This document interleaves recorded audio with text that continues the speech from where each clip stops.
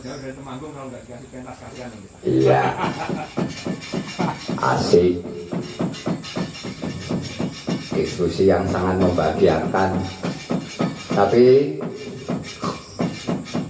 kurang bahagia lek renek suarane. Tepuk tangan mungkin.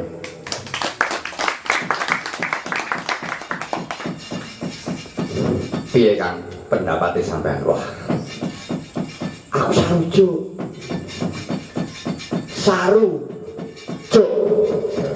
cuk ya. Bola sekoki iki nggih sinau karo sampean kuwi. Kabeh memang ana maknane. Dari jejagongan kaya ngene. Duduk jejagongan. Iki diskusi ya iya.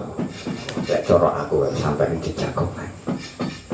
Kok maknane jejagongan iki iso dipetik bebasan kaya buahnya nanti. Buahnya kudu dipetik dengan hikmah lah.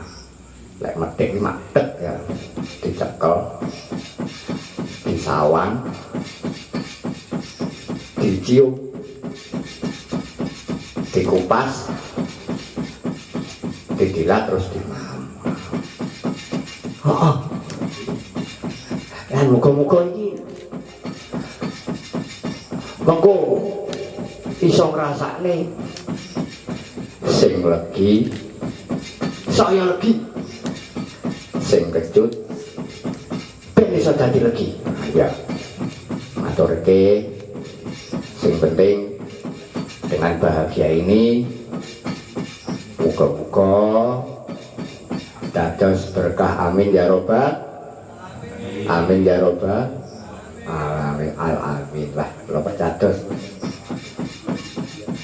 Amin. Dan saya percaya pada malam hari ini salah satu ya kan ya ilmu yang sangat berguna.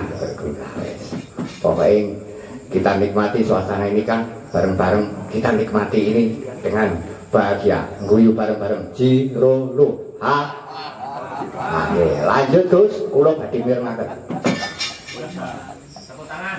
Tepuk tangan itu. Iya bang, guyune bang. Lope ya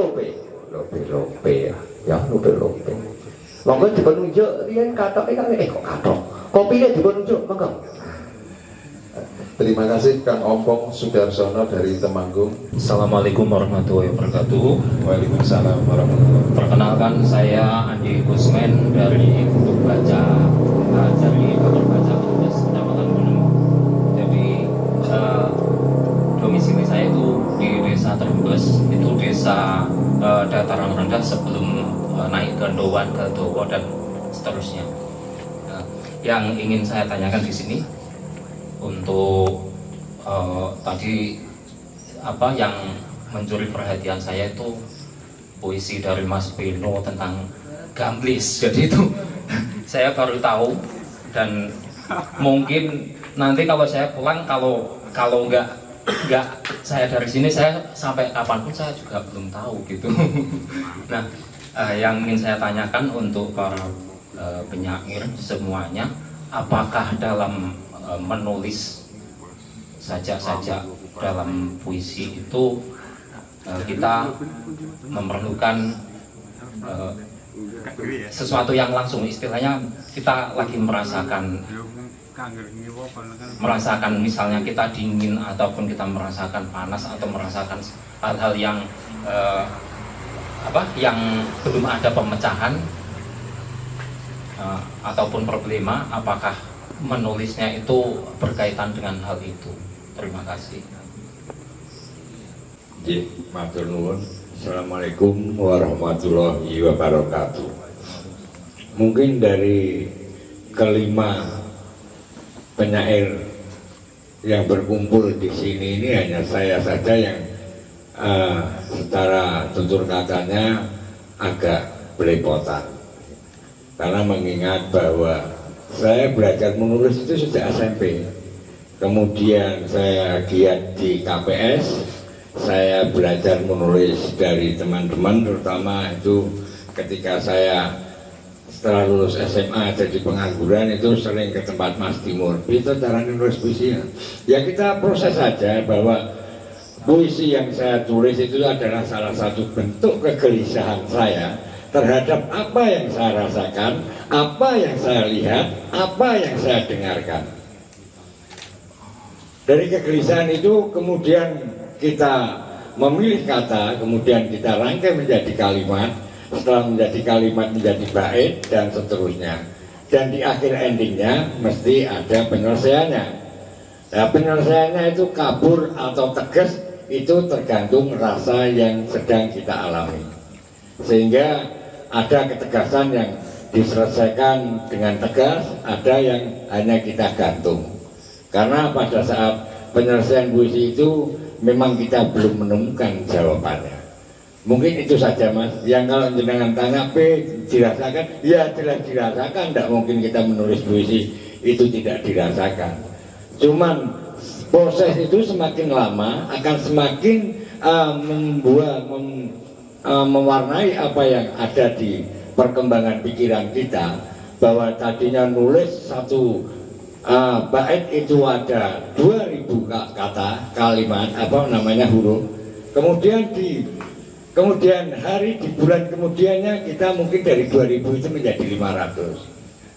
Setelah menjadi 500, karena ada satu perkembangan dari apa yang kita selama ini amati dalam sastra, akhirnya cuma menjadi 200. Dan kata-kata itu akhirnya akan menjadi satu kata makna yang bisa kita jadikan puisi. Mungkin itu yang bisa saya sampaikan. Monggo Pak Timur.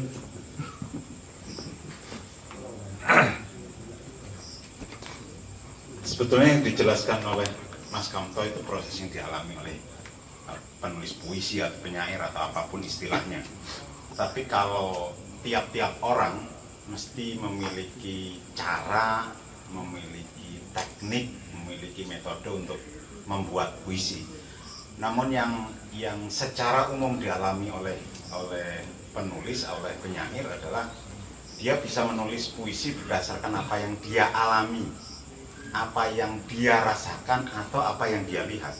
Bisa saja itu peristiwa yang menimpa penyair, bisa juga peristiwa yang menimpa orang lain atau melihat hal-hal yang terjadi di sekitar kita.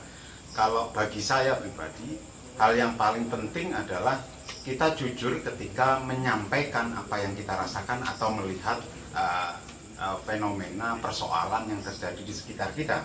Kejujuran itu yang nanti akan membuat puisi atau karya apapun, cerpen atau karya esai atau apapun menjadi punya nilai. Soal apakah bagus atau tidak, saya kira setiap penyair ketika menulis puisi itu tidak mikir banget soal nanti akan jadi puisi bagus atau tidak. Tetapi ketika merasa sudah terlampiaskan apa yang ada di hati atau pikirannya, saya kira pada titik itu sebagai sebuah karya sudah berhasil. Itu pengalaman yang saya lakukan atau saya alami. Tapi barangkali orang lain punya trik, punya kiat, punya berbagai tekniknya. Macam Mas Beno misalnya.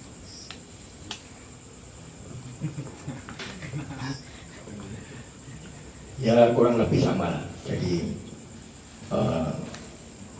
kalau jenengan baca buku soal teori puisi, ya kurang lebih semacam itu. Apa yang bisa kita jadikan bahan untuk menulis puisi itu bisa apa saja. Tapi yang terutama itu yang adalah yang kita alami ya. Kita alami, kita rasakan, atau kita empatikan. Jadi kan tidak setiap saat kita ini punya pengalaman personal yang luar biasa. Tapi kalau kita menganggap bahwa kita adalah satu kesatuan dari umat manusia atau satu kesatuan dari alam ini, setiap saat yang terjadi bencana, terjadi kegembiraan, terjadi kesedihan, ada orang jatuh cinta, itu kan setiap saat terjadi. Nah, bersyukur punya dengan itu punya pengalaman yang sangat personal, yang betul-betul dialami sendiri. Tapi kalau memang kebetulan tidak mengalami, kan banyak juga teman, saudara, tetangga atau bangsa kita yang juga mengalami sebuah kejadian yang tragis misalnya. Nah, jadi bahan-bahan itu tinggal bagaimana diolah menjadi sebuah karya yang dalam hal ini adalah puisi. Jadi mungkin kalau seorang pelukis dia akan menganggap hal-hal itu sebagai ini ya, bahan untuk ekspresinya. Demikian juga dengan penyanyi atau mungkin orang teater, semuanya bisa memanfaatkan hal-hal yang terjadi pada dirinya atau di sekitarnya itu menjadi sebuah bahan. Atau bisa juga dengan melakukan sebuah kajian. Kajian itu ya bisa melalui buku-buku, bisa melalui sebuah ini ya, kayak meneliti gitu. Atau terlibat misalnya ada pembangunan pabrik semen misalnya. Mungkin saya tidak tinggal di sini, saya tinggalnya misalnya di Semarang, kan secara langsung tidak terdampak. Tapi bila saya punya kepedulian terhadap nasib teman-teman yang di Kendeng ini, mungkin saya akan menjadikan itu sebagai sebuah puisi, misalnya semacam itu. Sementara cukup ya. Cukup. Kang Timur. Banyak sekali, atau saya lebih suka menyebutnya tidak sedikit teman-teman yang secara intens membaca puisi-puisi saya. Itu pertama, ini penting saya sampaikan, menggolongkan puisi-puisi saya sebagai puisi-puisi personal. Puisi-puisi personal. Nah, apapun saya menulis puisi, ini juga penting untuk saya sampaikan. Saya menulis puisi, ya menulis begitu saja dalam arti begini. Saya itu tidak memahami, sama sekali tidak memahami teori sastra. Saya tidak memahami teori sastra karena saya bukan kritikus sastra. Jadi apapun kata orang mengenai sajak-sajak saya, ini yang pertama dulu, itu sangat tidak memberi pengaruh apapun. Karena saya menulis itu bukan berdasar orang lain meminta aku harus menulis apa atau bagaimana aku menulis. Itu sebabnya saya tidak pernah misalnya menulis puisi yang sudah dituntut dengan tematik. Artinya saya tidak pernah mengikuti lomba. Saya selalu menolak untuk ikut di dalam antologi puisi, bahkan meskipun itu melibatkan banyak penyair prestisius begitu, yang apabila tema dalam sajak itu saya harus membuat, atau untuk bisa ikut antologi itu harus membuat lebih dulu, kecuali kalau yang memang sudah ada. Nah, dalam kapasitas sebagai penyair, saya sering berhadapan dengan satu situasi di mana saya tidak mengalami, tapi diminta oleh siapa atau siapa untuk menulis. Ya saya jawab tidak, titik, enggak. Tapi ini loh Mas Timur, penyair itu ikut enggak. Artinya seperti kata Mas Ben, bahwa setiap syair, dan saya setuju karena itu saya praktekkan selama bertahun-tahun, karena saya mengalami itu tidak harus selalu berarti secara fisik, tetapi juga ada keterlibatan batin, pikir, dan rasa berkait dengan mengenai atau tentang apa yang kemudian saya tuliskan. Lalu soal merasakan, dalam konteks rasa ini tadi sebenarnya kaitannya sudah menjangkau lebih dalam ke hal-hal yang sangat personal. Ada banyak sekali peristiwa-peristiwa yang bagiku mendahsyatkan, tetapi tidak kutulis atau kemudian tidak pada saat itu menjadi sebuah puisi, karena memang tidak ada korelasinya dengan apa yang saya ingin hadirkan kepada publik. Saya lebih suka menyebutnya begitu, bukan kepada masyarakat, karena masyarakat puisi itu tidak ada, yang ada hanya publik puisi. Sebab dalam skala besar masyarakat itu pencinta puisi, apalagi pencinta, pemerhati pun sangat sedikit perbandingannya. Nah, sebagai contoh konkret begini, pada tahun 80-an 90-an ada pergerakan melawan kemungkinan ketika itu rencana pemerintah Orde Baru untuk membangun PLTN, pembangkit listrik tenaga nuklir di ujung Watu. Saya terganggu. Kenapa saya terganggu? Karena dari pembacaan saya dalam arti secara tekstual terhadap kasus-kasus semacam itu, ini berbahaya. Menurut saya sebagai penyair, bukan sebagai Timur Sinar Suprabana yang personal. Cara berpikir saya sebagai personal dengan cara berpikir saya sebagai penyair ini berbeda sekali. Lalu kemudian saya ke sana dengan Mas Beno Siang Pamungkas. Itu. Nah, ada beberapa saja yang seketika saya bisa lahirkan sebagai alat nek meh gagah-gagahan perlawanan. Dan itu tidak main-main, karena puisi juga yang ditulis oleh Mas Ben ketika itu dimuat di beberapa media massa yang terbit di Jakarta. Kata terbit di Jakarta ketika itu menjadi penting. Sebab apa? Dikotomi nasional dengan daerah itu masih kuat, berbeda dengan sekarang kan. Nah, pada konteks ketika peristiwa itu sudah lewat, saya hadirkan lagi beberapa puisi yang kaitannya dengan ujung Watu. Ketika itu, puisi saya punya kekuatan tidak lagi sebagai alat perlawanan, tetapi sebagai media dokumentasi. Hanya sebatas mengabarkan apa yang pernah terjadi. Ketika teman-teman, misalnya, banyak menulis hal-hal yang kaitannya dengan perlawanan atau mendukung pabrik semen itu, kasus Rembang itu, saya bergaul intens dengan mereka, tetapi tidak satupun puisi lahir tentang itu. Ketika persoalan ini sudah mulai melandai, mulai tenang, ada beberapa puisi yang lahir mengenai itu.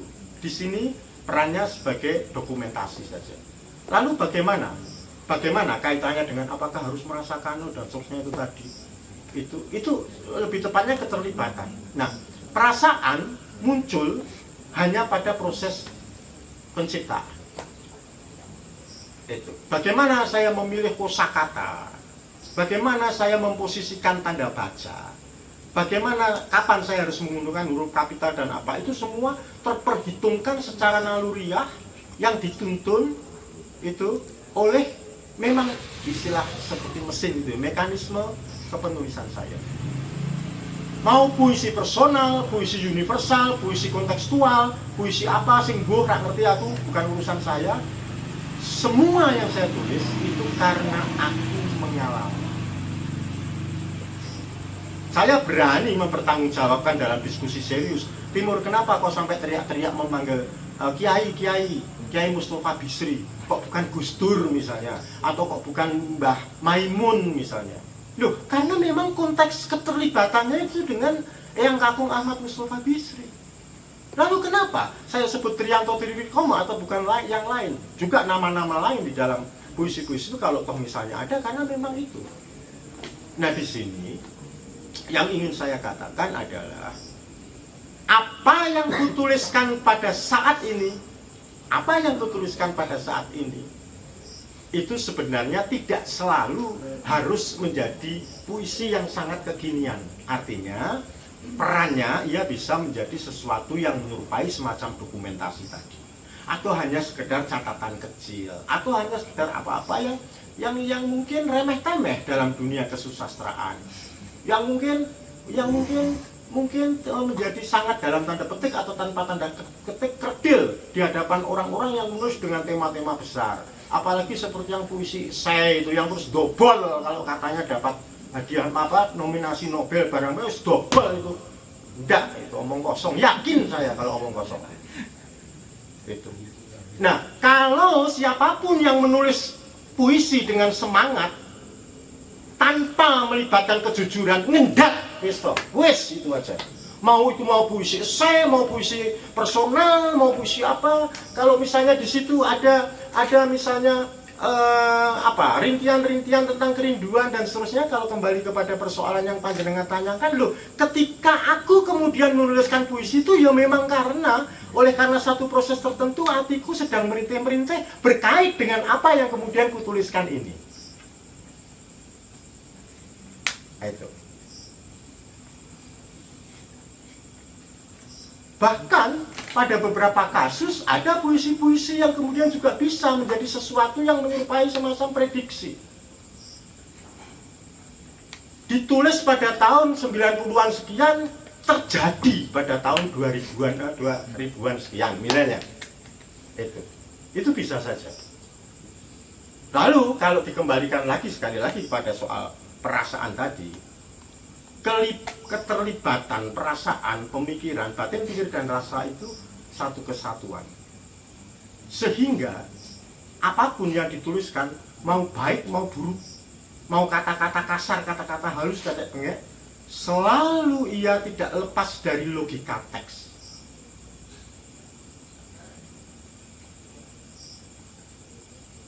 Murid-murid mengupil kelentit gurunya misalnya pada sajak SLTA itu kasar sekali.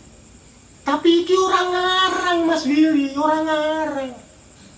Itu ada peristiwanya. Nah, karena penguasaan macam-macam dalam proses menulis itu keseluruhannya menjadi tetap patuh.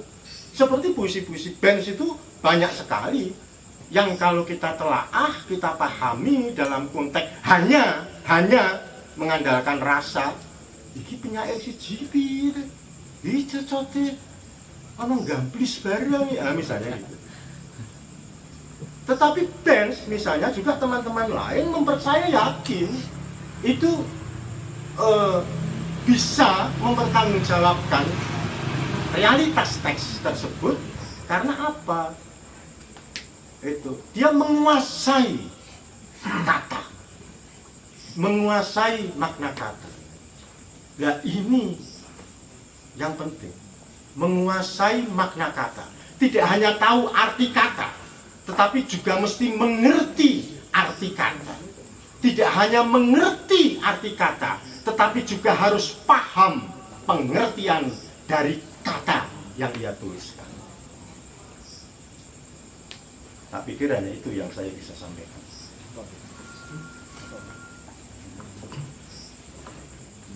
Terima kasih, berikan tepuk tangan.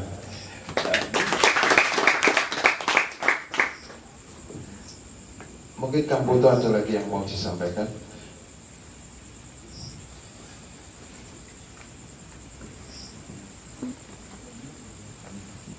Kalau tadi saya bilang Kang Kuat ngawur, ya memang banyak pernyataan dia ini ngawur gitu loh. Mungkin sebagian besar teman-teman ini nggak paham puisi, lo kok wis ditakoni, dicek satu demi satu. Artinya asumsi, anggapan, sampean pribadi itu jangan kemudian timbul biji wong liya. Nek sampean rak paham itu wis dipek dhewe wae, aja terus nganggep kanca liyane rak paham gitu loh. Saya tidak pernah beranggapan bahwa pembaca puisi ini lalu kemudian semuanya nggak paham. Aja ngono carane Mas, kalau pinter men kok sampean gitu loh. Padahal jadi mungkin bodoh kan gitu. Jadi aja ngaku wong liya ya padha bodhone karo sampean gitu loh maksud saya. Artinya gini, pembaca setiap kali punya horizon penerimaan yang jauh melampaui horizon harapan penulisnya bahkan, gitu loh. Bisa saja terjadi penyair menulis sesuatu ya, dengan ekspektasi yang segini. Tapi pada tingkat pembacaan itu tafsirnya bisa melampaui ekspektasi atau horizon harapan dari penulisnya. Dan itu ora salah. Juga nggak ngawur. Karena apa? Bekal pembacaan pembaca satu dan yang lain itu berbeda-beda. Bekal pembacaan itu bisa pengalaman, empirik, bisa pengalaman pembacaan, bisa pengalaman batin, macam-macam. Foto-foto jatuh cinta, bahkan pada orang yang sama. Misalnya Mas Andi Kusmin karo Tuban Wongki jatuh cinta karo perempuan yang sama, bisa jadi apa yang mereka alami berbeda. Maka kemudian pengalaman jatuh cinta mereka pada pribadi yang sama itu akan menjadi bagian dari bekal pembacaan mereka tentang apa itu cinta. Nah, puisi itu menyediakan peluang untuk bersikap demokratis, atau gampang biji bahwa yang lain nak sampai rapaan, lalu wong dia dianggap rapaan. Wong gotong miring sawen-wen Gus iki piye? Kok miring-miring ya kacau dengan caranya gitu. Itu artinya bersikap semena-mena. Nah, maka kemudian yang terjadi, satu lagi yang ingin saya tambahkan, pada dasarnya bagi saya, perkara teman-teman kemudian setuju nggak setuju itu soal lain, tapi saya punya pertanggung jawaban. Setiap saja atau puisi penyair itu ya wujud atau ekstensi personal penulisnya. Mau tema besar, tema kecil itu tidak menjadi bagian dari yang merupakan faktor determinan atau faktor terpenting untuk menilai puisi itu bagus atau buruk, gagal atau enggak, bukan pada itunya, tapi pada kemampuan itu tadi yang saya sebut. Dia punya kemampuan argumentatif untuk kenapa aku milih kata itu, kenapa kok kita tidak baca nanggung. Ada pada strukturasi teks yang oleh Pak Timur tadi dibilang pada tubuh teks itu, bertanggung jawabannya di situ, bukan pada omongan di luar teks. Karena iso ngawur, seringkali omongan di luar teks itu bisa menjadikan teks itu menjadi seolah-olah lebih besar dari yang sudah tertulis. Nah, di sini kemungkinan pembaca itu bisa punya pengalaman pembacaan yang berbeda-beda, yang tidak kemudian bisa generalisasi atau dikebiauan, nak sampai nggak mudeng lalu yang lain seolah-olah juga nggak mudeng, nggak bisa seperti itu. Orang harus sekolahi Mas Wimas. Fakultas Sastra tidak memungkinkan setiap mahasiswanya punya kemampuan membaca yang kemudian sampai pada level yang bisa disebut akademis, yang bisa dipertanggungjawabkan. Nggak ono perangkat itu. Gitu loh. Maka kemudian juga penulis saya kira, ya nggak memang seperti Pak Timur, nggak perlu lulus dengan segala macam teori tentang kepenulisan puisi atau sastra. Wong teori itu tekonin buri kok. Ada karya sebagai gejala sastra, baru kemudian ada teori. Jadi aneh kalau penulis kemudian kudu nurut teori penulisan, kudu nuruti karepe pembuat teori. Teori itu dibuat sebagai alat bantu untuk mendekati karya. Maka kemudian ada hermeneutika, ada semiotika, ada apa, itu alat bantu yang belum tentu juga tepat digunakan untuk mendekati puisi ini dan puisi yang lain. Orang bisa juga dikebiahin ya, karena kepribadian puisi itu, setiap puisi bisa sangat personal. Setiap puisi bagi saya personal. Maka kemudian yang terjadi apa? Ketika kita berhadapan dengan teks tanpa nama penulisnya, pembaca yang berdisiplin, pembaca yang mau belajar, pembaca yang punya